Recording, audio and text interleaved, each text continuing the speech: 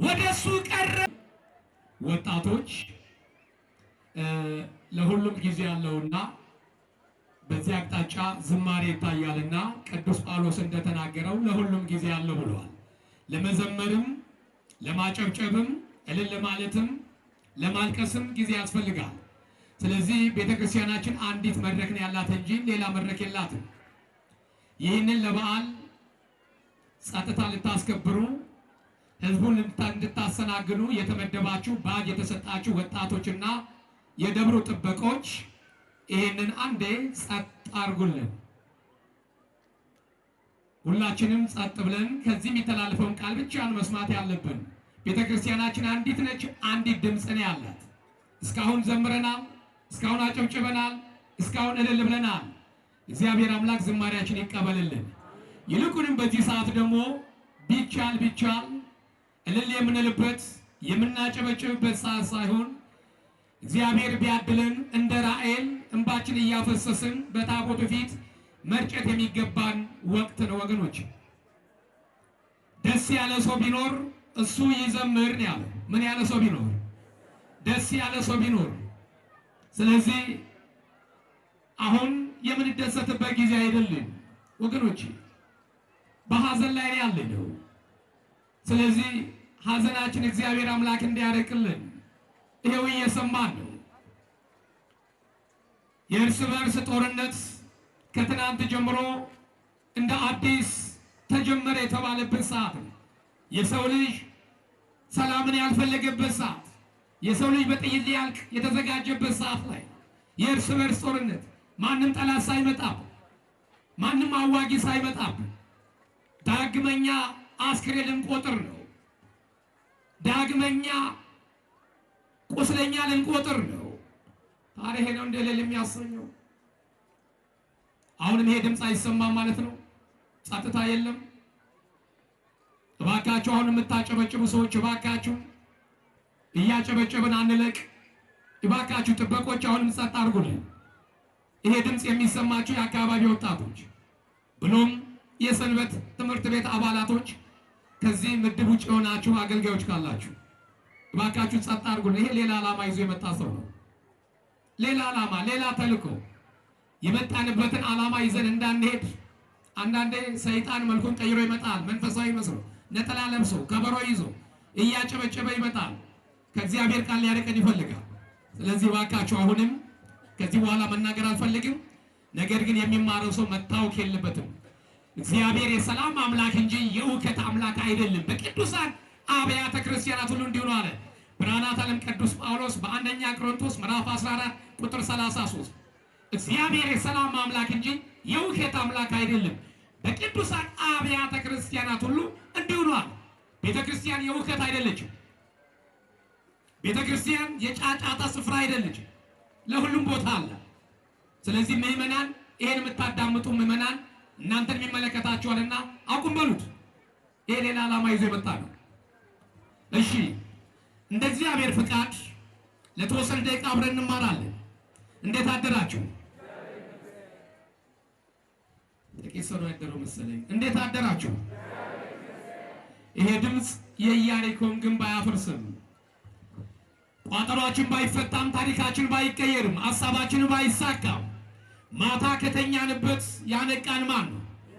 ያነቃን ማን ነው? እንዴት አደራችሁ? ያመሰገን ወገኖች ይመሰገናል። ምስጢሩን ያወቀ ምስጢር ያያል። እግዚአብሔርን የባረከ ይባረካል።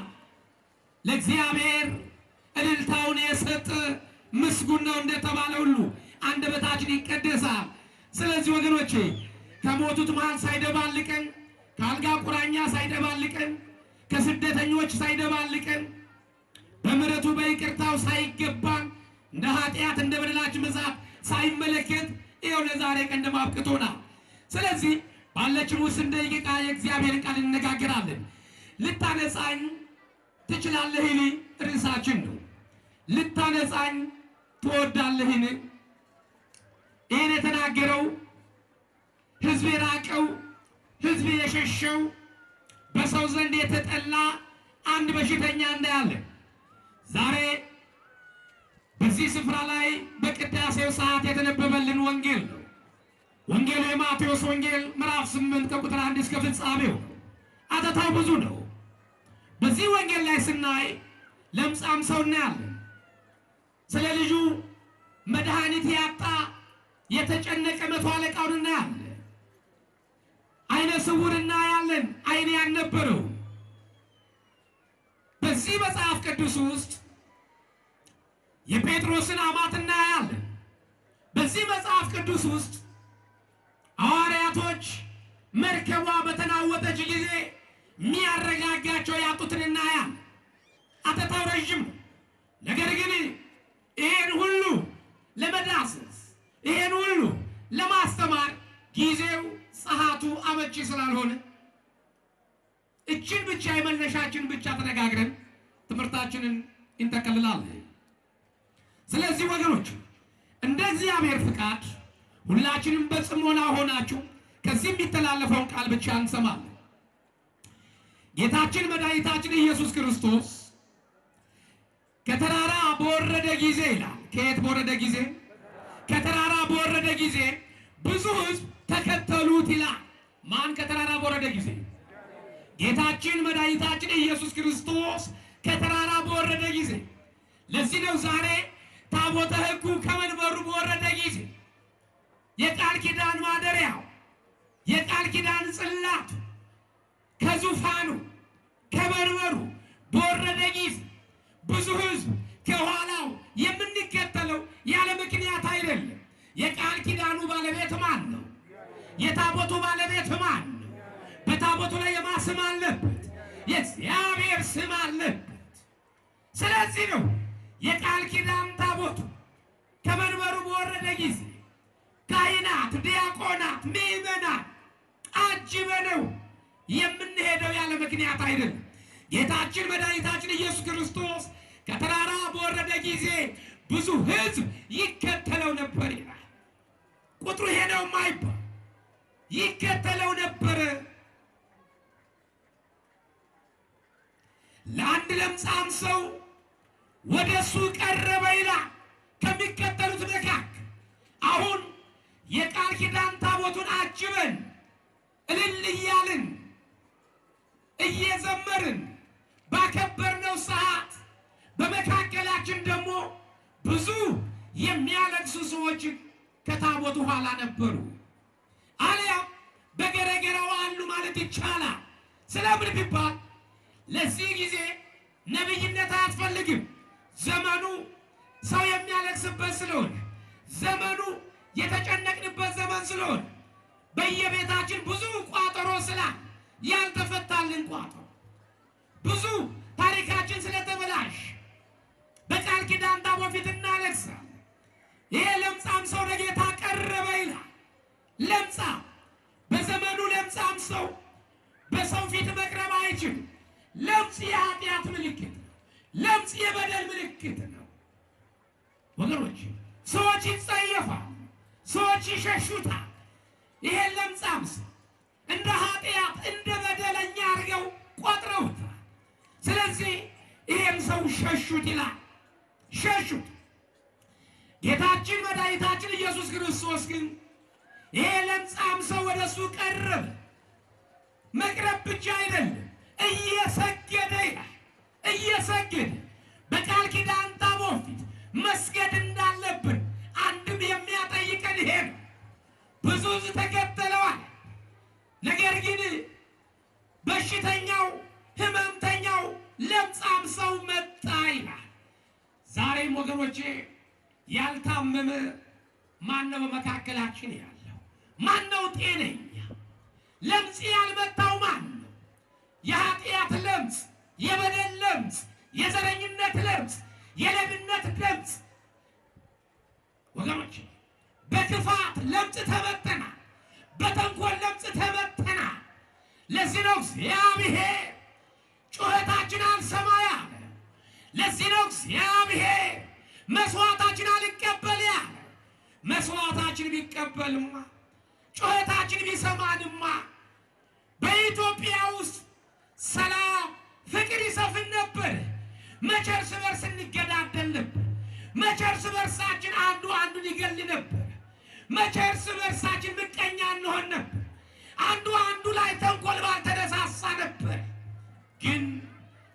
ጩኸታችን የቁራ ጩኸት ነው።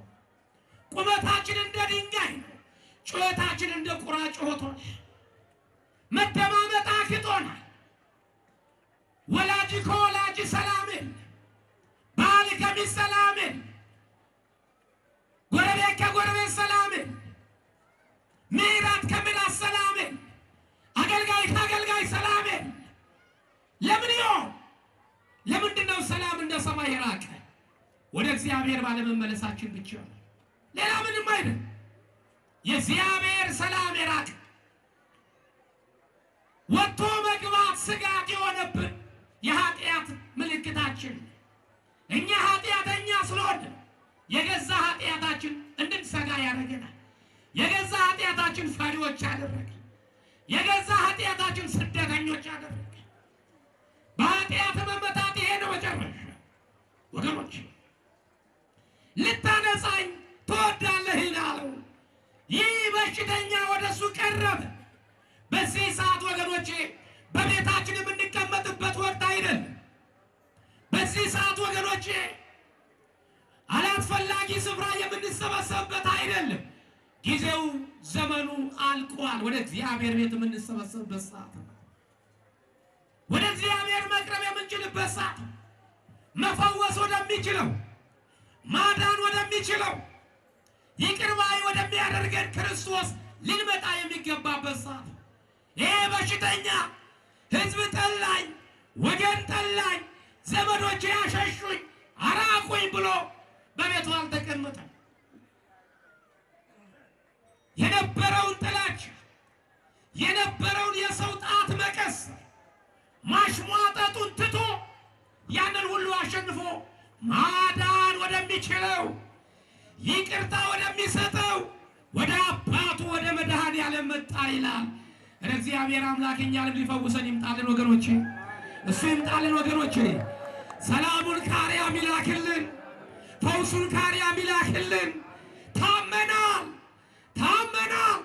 ዶክተር የማያውቀው በሽታ እኛ ሆዳችን ሲቆርጠን ነው፣ ራሳችን ሲያመን ነው፣ ደም ብዛቱ ሲጨምር ነው፣ ስኳሩ ሲነሳ ነው ሐኪም ቤት የምንሄደው።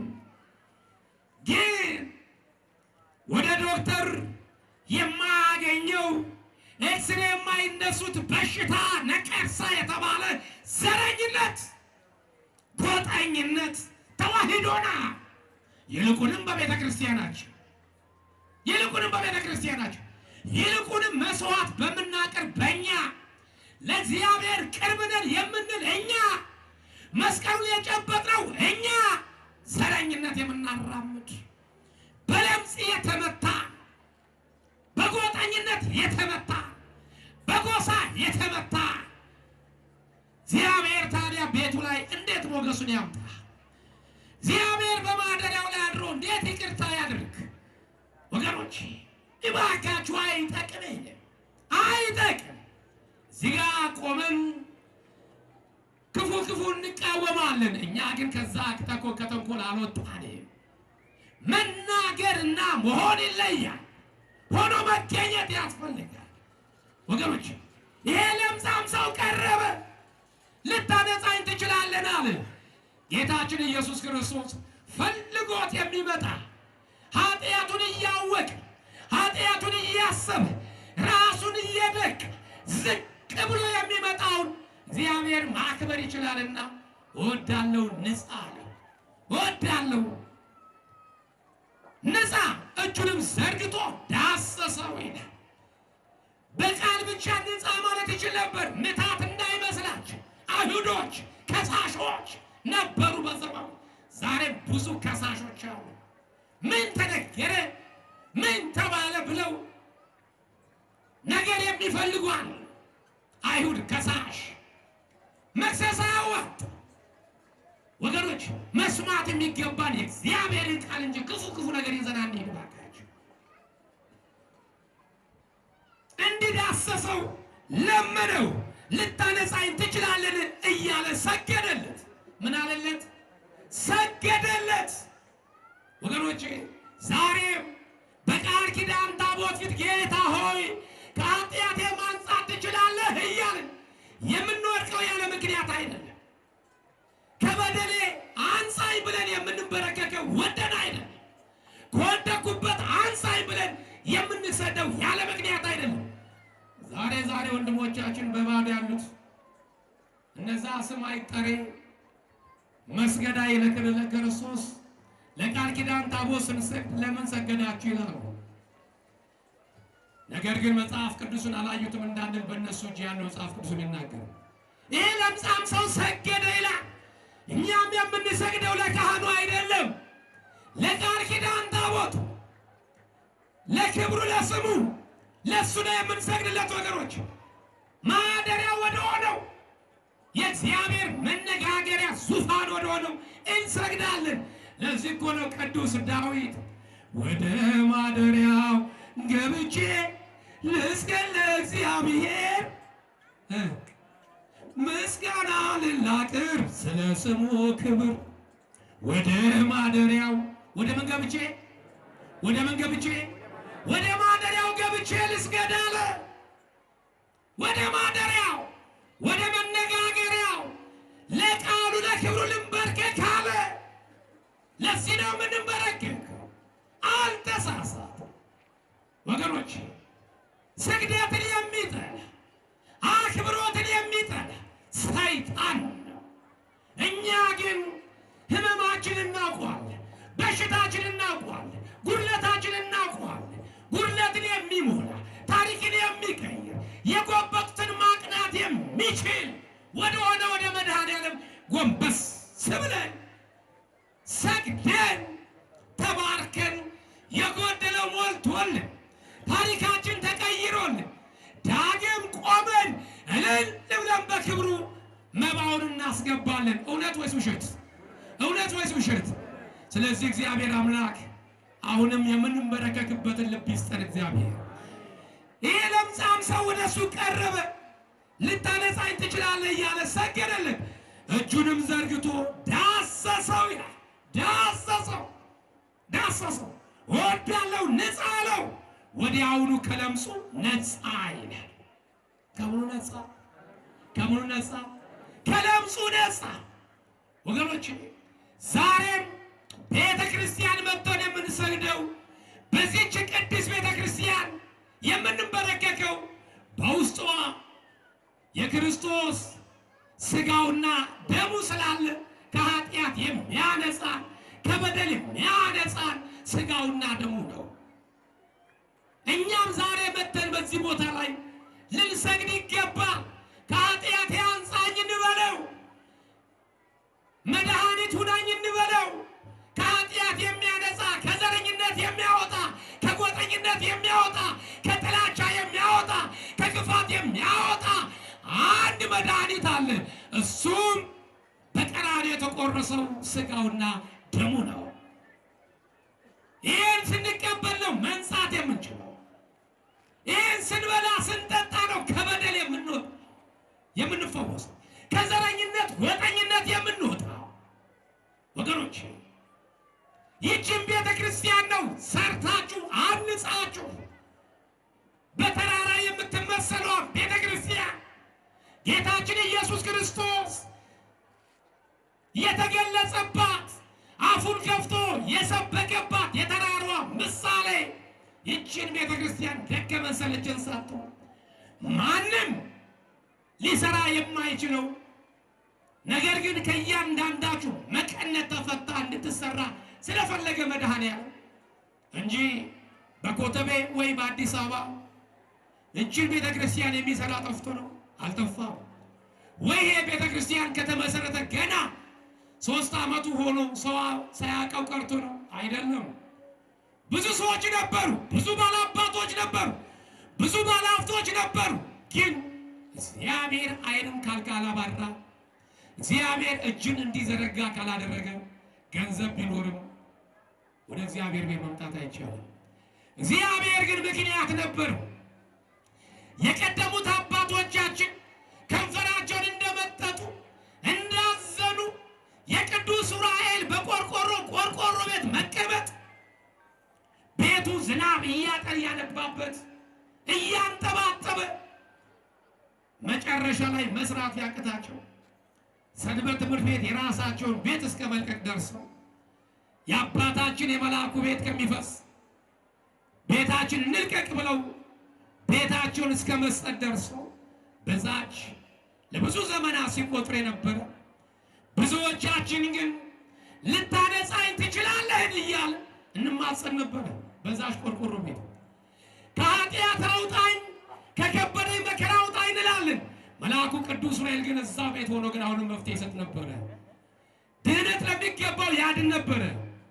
ታሪኩ መቀየር የሚገባውን ታሪኩን ይቀይር ነበረ። በዛች ደሳሳ ሆኖ ነገር ግን ለሁሉም ጊዜ አለውና መልአኩ ቅዱስ ዑራኤል ጊዜውና ሰዓቱ ሲደርስ ጥቂት በሚባሉ ምዕመናን ይሄን የመሰለ ቤት አርያ ሞዴል ለሚሆን በተለይ ለአዲስ አበባ አድባራት ህንፃ እየተገነባ ህንፃ እንሰራለን ይባላል። መሰረት ይጣላል፣ ቢም ይቆማል። ከዛ በኋላ ደግሞ ምዕመናን የማያውቁት ወይ 3 ወይ 4 ቤት ከጀርባ ደግሞ ይሰራል። ከግቢ ውጭ የሚሰራ ቤቶች አሉ፣ እናንተ ማታውቋቸው ግለሰቦች የሚያራምዱት። አዎ በቤተ ክርስቲያኑ ህንፃ ስም ልማት ስም ሌላ ልማት የሚለማ አለ፣ በግለሰብ ልማት አለ። እንዲህ አይነት ልማት ያልታየበት ያ ልማት ሰው የማየው ስውር ልማት ቢኖር ኑሮ ይሄ ቤተ ክርስቲያን በ1 ዓመት ባልተጠናቀቀ ነበር። ተሳሳትኩ። ስንት ዓመት የፈጀው? 11 ዓመት 11 ዓመት ስንት ዓመት ነው? 1 ዓመት 1 ዓመት አይደለም። በዚህ ዘመን ይሄን ቤት መስራት አንዲት የግለሰብ ቤት እንኳን መስራት በከበደበት ሰዓት ይከብዳል ሁሉ ነገር። ግን ህብረት አንድነት ስለነበራቸው ሰንበት ትምህርት ቤት ከወጣቱ ወጣቱ ከልማት ኮሚቴ ልማት ኮሚቴው ካሰበካ ጉባኤው ጥምረት ስለነበረ ካህናት ከዲያቆናት ምዕመናን ህብረት ስለነበራችሁ ይህንን ድንቅ የሆነ ቤተክርስቲያን ሰራችሁ። ጌታ የሚገኝበት እግዚአብሔር የሚገለጽበት መስዋዕቱ የሚያርግበት የተንቆጠቆጠ ቤተክርስቲያን ሰራችሁ። እግዚአብሔር የተገለጸበት እወዳለሁ የሚለውን ቤት አገኘ። እግዚአብሔር እወዳለሁ አለ። ለዚህ ከሆነ መዝሙረኛው ቅዱስ ዳዊት በመዝሙር 118 ቁጥር 26 እንዲህ አለ፣ በእግዚአብሔር ቤት መረቅናችኋል። በማ ቤት? ኧረ በማ ቤት? ዛሬ እየተመረቃችሁ ነው። በአባቶቻችን በአባቶቻችን ትናንት አንጋፋው መናኙ ታላቁ አባት የድሃ አባት በእውነት መናኝ አመለሸጋው ድምፃቸው የማይሰማ የሀዲያና የስልጤ ሀገረ ስብከት የአዲስ አበባ ሀገረ ስብከት ሊቀ ጳጳስ ታላቁ አባታችን ብፁዕ አቡነ ሪያቆስ የቅዱስ ሲኖዶስ አባል የሆኑት ቦታን ሳይንቁ ካላቸው ስራ አጣብ በትናንትናው ቀን ትልልቅ ቦታ ላይ ፕሮግራም ነበራቸው። የሚመረቅ ትልቅ ዘመናዊ ህንፃም ነበረ። ትልልቅ ሊቃነ ጳጳሳት ከቅዱስ ፓትርያርኩ ጀምሮ የተገኙበት ነበረ። ነገር ግን ያን ሁሉ ትተው ልጆቼ ትበልጣላችሁ ብለው በዚህ ስፍራ ተገኙ። በተቀደሰው በቤተ መቅደሱ የባረኳችሁ ያጽናኗችሁ በረከታቸውን የሰጧችሁ እግዚአብሔር አምላክ ስሙ የተመሰገነ ወገኖች፣ እንዲህ አይነት አባቶች አሉ። ለዚህ ነው በተቀደሰው በቤተ መቅደሱ መረቅናችሁ፣ በቤቱ መረቅናችሁ። ዛሬ ተሰበሰባችሁ ልትመረቁ ልትረገሙ አይደለም። መቀነት የፈታችሁ 5 10 ብላችሁ የሰጣችሁ ዛሬ የምትባረኩበት ቀን፣ ዛሬ የምትመረቁበት ቀን።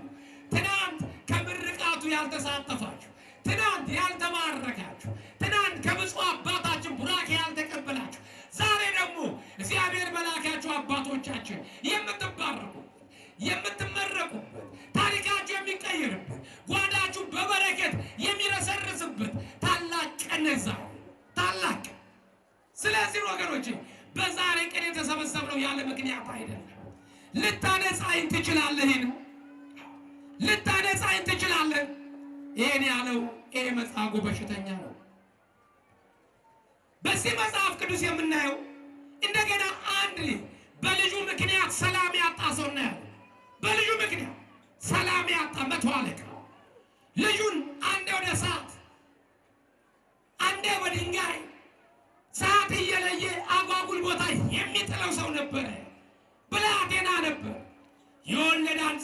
እንደሚባል ለልጁ ሲል ያልሄደበት ስፍራ የለም፣ ያልደከመበት ስፍራ የለም።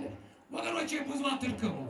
ታሪካችሁ ሲበላሽ፣ ስራ ስታጡ፣ ትምህርት ቤት ውጤት ስታጡ፣ በመስሪያ ቤት አልቀጠር ስትሉ፣ ልጅ ስታጡ፣ ትዳር ስታጡ፣ ወደ ድለላ አትውጡ። ልጅ ስታጡ ወደ ዘመናዊ ሕክምና አትሂዱ። ልጅ መስጠት ወደሚችል፣ ልጅ ወደ ማሳቀፍ ወደሚችሉ ወደ መልአኩ ቅዱስ ዑራኤል ወገኖች ይችልበታል ታሪክ መቀየር። ይሄ ሰው ልጁ ይጥልበታል። ባለሀብት ነው፣ ገንዘብ አለው፣ ወርቅ አለው፣ ሀብት ንብረት አለው፣ አንቱ የተባለ ነው። ነገር ግን ብዙ ሰዎች ልጁ እንዲድንለት ብዙ አቅጣጫ አሳዩት። ምን አሳዩት?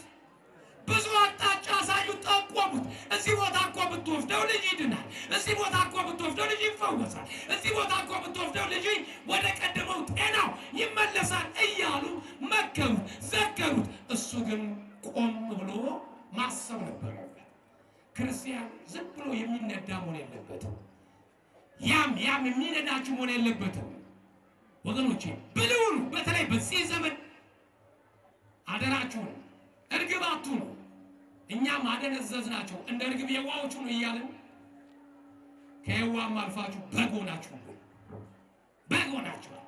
ስለዚህ ባካችሁ በዚህ ዘመን እንደ እባብ ልባሞች ሁኑ ያለው። እንደ እባብ ልባሞች በእግር ጥፍራችን ቆመን ስለ ቤተ ክርስቲያናችን የምናዳምጥበት ጊዜ ላይ ደርሰናል። ብዙ አስመሳዮች ገብተውብናል።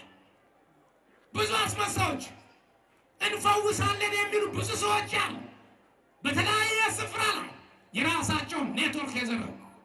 እኛ ዳኛችን እግዚአብሔር ብቻ ነው። እኛ ፈዋሻችን መድኃኔዓለም ብቻ ነው። ራሱን አሳልፎ በቀራንዮ ራቁቱን የተሰቀለልን ማን ነው? ለልጁ ሲል ራቁቱን ተሰቅሎ ልጄን ነፃ አወጣለሁ የሚል ሰው አለ ውስጥ? ልጃችን ፍርድ ቢፈረድበት፣ ልጃችን ፍርድ ቢፈረድባት እናት ልጅሽ ነፃ እንድታወጣ በሕዝብ አደባባይ ራቁትሽን ቆሚ ብትባል ማን ነው የምትቆመው? አባታችን ልጅህ ነፃ እንዲወጣ ካትፈለገ፣ ከፍርድ እንዲያመልጥ ካትፈለገ ና ራቁትን ቁም ቢባል ማን ነው የሚቆመው? ማን ነው የሚቆመው? ማንም የሚቆም የለም። ክርስቶስ ግን ስለሌላ ስለ እናንተ ግን ራቁቱን ተሰቅሏል። ራቁቱን ወገኖች፣ ያቺ የልጅነት ልብሱን እንኳን ከልክለውታ ወስደውበታል። ስለዚህ ወገኖች ይሄ ሰው ብዙ አቅጣጫ የሚያሳዩ ሰዎች ነበሩ። እሱ ግን ወደዛ ወደዚያ አላለም። እባካችሁ እናንተ ወደዚህ ወደዚያ አትበሉ። አንዴ ወደ ከሌ፣ አንዴ ከሌ አጥማቂ ጋር፣ አንዴ ከሌ ቅባ ቅዱስ ቀቢ ጋር፣ አንዴ ከሌ መቁጠሪያ ቆጣሪ ጋር እንዴት አትበሉ። እባካችሁ ለእያንዳንዳችን ሰላም ያጣነው መንታ ላይ ስለቆምን ነው። ያዕቆብ ምዕራፍ 1 ከቁጥር 7 እስከ 8 ሁለት ሐሳብ ያለው አለ። በመንገዱ ላይ የሚወላውል ከጌታ ዘንድ አንዳችም ዋጋ ያገኝም ማለት አንዳችም ዋጋ ያገኝ። በመንገድ ላይ መወላወል አያስፈልግም። መንገድ የተባለችው እቺ ሃይማኖት ነች። ይሄ ለምጻም ሰው ወላወለ በተራራ በወረደ ጊዜ ብዙ ሕዝብ በተከተሉት ጊዜ እሱም ሳይወላውል ቀጥሎ መጣ። ይሄ መቶ አለቃ ሳይወላውል ወደ ክርስቶስ መጣ ይላል። ልጄ አድንልኛል። ልጄ ክፉኛ ጋር ትጫወትበታል። አንዴ ከሳ አንዴ አጉል ቦታ ይጥለዋል። የምታድነው የምትፈውሰው አንተ ብቻ ነህ አለ። የምትፈውሰው ማ ብቻ? የምትፈውሰው ማ ብቻ? ዛሬ የሚፈውሰን ማ ብቻ ነው? እግዚአብሔር ብቻ ነው ወገኖች። እሱን አምባ መጠጊያ አድርጎ እሱን ያዙ ወገኖች። ከሱ ውጭ ሌላ ምንም ነገር የለም መደበቂያ። መርከቡን የሚያረጋ ማዕበሉን ጸጥ የሚያደርግ አጋንንትን የሚገስጽ ዕውራንን የሚያበራ ወገኖች፣ ለምጽን የሚያነሳ ሽባን የሚተረትር ጎባጣን የሚያቀናው የቀራንዮ በግ የድንግል ማርያም ልጅ ኢየሱስ ክርስቶስ ብቻ ነው። ስለዚህ ዛሬ ያ አይነ ስውር ወይም ያ መቶ አለቃ ወደ ጌታ መጥቶ ተማጸነ። ጌታችን ኢየሱስ ክርስቶስ ይሄ ሰው ሲማጸን ግን ምን አለ? አቤቱ ጌታ ሆይ ልጄን አድንልኝ፣ ነገር ግን አለ አንተ በእኔ ቤት ትገባ ዘንድ አይገባኝም አለ። በቤቴ ልትገኝ አይገባም። ዛሬ ስንቶቻችን የማይገባ ነገር በቤታችን አለ? በቤተ መቅደስ የሚገባውን ቅባ ቅዱስ እያን ከግለሰብ እየሸመትን በቤታችን አላስቀመጥንም። በእኔና በእናንተ እጅ መቀመጥ የማይገባቸው በቤተ ክርስቲያን ብቻ መቀመጥ የሚገባቸው ቅዱሳን ስዕሎቻችን የቤታችን ማድመቂያ አላደረግናቸው። ጥሩ ነው ስዕል አድርጎ መማፀን፣ ነገር ግን ከምንማጸንበት ከምንጸልይበት ይልቅ ለእይታ ለቤታችን ማድመቂያ ያደረግናቸው ብዙ ስዕላቶች አሉ። ብዙ እግዚአብሔር የሚሆኑ ዕቃዎች በቤታችን አሉ። አንተ በቤቴ ጣራ ልትገባ አይገባህም፣ ከዚህ ወደ ቃልም ብቻ ላክ። ወገኖች ዛሬም በዚህ ቤተ መቅደስ መጥተን ጌታ ሆይ በቤቴ ጣራ ልትገኝ አይገባም፣ ነገር ግን እዚሁ ማዳን ትችላለህ፣ አድነኝ ልንል ወደዚህ መጣ። አድነኝ በኃጢአት ቆሸሸውን ልቦናችን በኃጢአት የታወረውን አይነ ልቦናችን እንዲያበራልን ነው ልንማጸን የመጣ። ስለዚህ ወገኖች ይቺ ቤተ ክርስቲያን የድህነት የፈውስ ነች። ያ አይነ ስውር ያ መጻ ያ ለምጻም ያ መቶ አለቃ የመጣው ወደዚች ቤት ነው የመጣው ጌታ ወደሚገኝባት። ዛሬም እናንተ ጌታ ወደሚገኝባት ቤት መጣችኋል። ይቺን ቤታችኋን ግን ተንከባከቧ። ይቺን ቤተ ክርስቲያን ሰራን በቃ አይደለም። ይቺን ቤተ ክርስቲያን ከሰራን በኋላ ዋዛ ፈዛዛ የምናወራባት አይደለች። ይቺን ቤተ ክርስቲያን ከሰራን ካነጽን በኋላ ውስጣችን በንስሐ ሊታነጽ ይገባል። ክፋት፣ ምቀኝነት፣ ተንኮለኝ ከውስጣችን ሊወጣ ይገባል። ይህ ቤተ መቅደስ እናው እንደሚያምር ሁሉ እኔና እናንተ እግዚአብሔር ምቹ ቃል ነው ይገባል። እግዚአብሔር ዛሬ ያጣው አዲስ ቤተ መቅደስ የሚሰራለትን አይደለም፣ አዲስ ሰው ነው ያጣው፣ አዲስ ልብ ነው ያጣው። አዲስ ልብ ንጹህ አይምሮ ነው ያጣው። ንጹህ አይምሮ ንጹህ ልብ ነው ያጣው። ስለዚህ ባካችሁ መቅደሱ መልካም ነው፣ ነገር ግን በዚህ ቤተ መቅደስ ውስጥ ስጋውና ደሙን የሚቀበሉት ሕፃናት ብቻ እናደርጋቸው። መድኃኒቱ ያለው እዚህ ነው። ሐኪም ቤቷ ይህች ነች። ይህችን ሐኪም ቤት እንጠቀምባት። የሰራ ነው ያነጽ ነው የደከም ነው የወጣ ነው የወረን ነው ይህን ቤተ ክርስቲያን ለመስራት ለመዳን ነው። የምንድነው ደግሞ ብር ስለሰጠን ብቻ አይደለም። የምንድነው ደግሞ ቀለም ገዝተን ስለቀባን አይደለም። የምንድነው የዘላለም ድህነት የሚሰጠውን የክርስቶስን ስጋውና ደሙን ስንቀበልበት ብቻ